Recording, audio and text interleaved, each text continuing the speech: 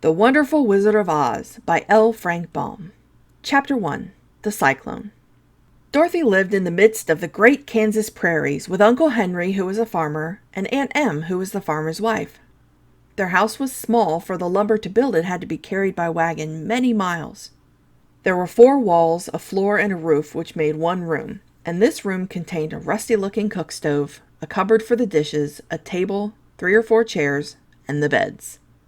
Uncle Henry and Aunt Em had a big bed in one corner, and Dorothy a little bed in another corner.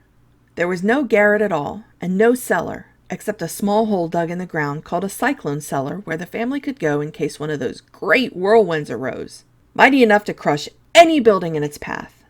It was reached by a trapdoor in the middle of the floor, from which a ladder led down into the small dark hole. When Dorothy stood in the doorway and looked around, she could see nothing but the great gray prairie on every side. Not a tree nor a house broke the broad sweep of flat country that reached to the edge of the sky in all directions. The sun had baked the plowed land into a gray mass with little cracks running through it. Even the grass was not green, for the sun had burned the tops of the long blades until they were the same gray color to be seen everywhere.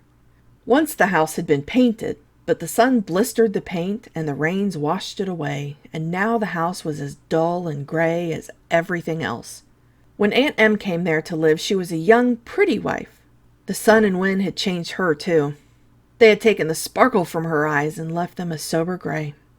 They had taken the red from her cheeks and lips, and they were gray also. She was thin and gaunt and never smiled now.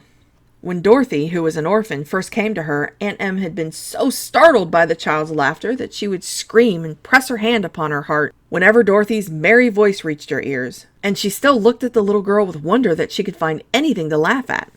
Uncle Henry never laughed. He worked hard from morning till night and did not know what joy was. He was gray also, from his long beard to his rough boots, and he looked stern and solemn and rarely spoke. It was Toto that made Dorothy laugh, and saved her from growing as gray as her other surroundings. Toto was not gray. He was a little black dog with long silky hair and small black eyes that twinkled merrily on either side of his funny wee nose.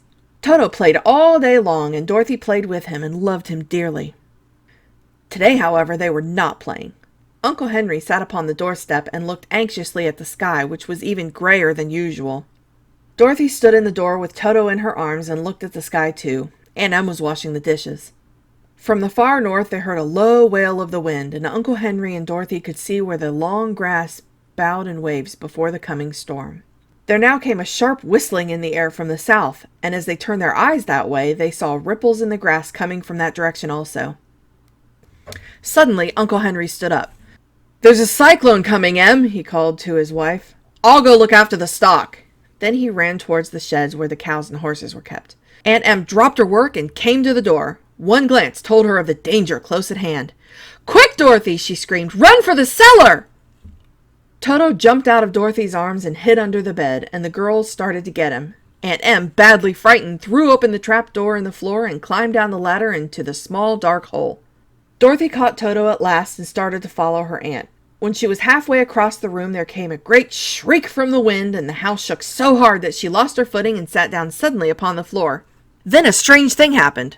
The house whirled around 2 or 3 times and rose slowly through the air. Dorothy felt as if she were going up in a balloon.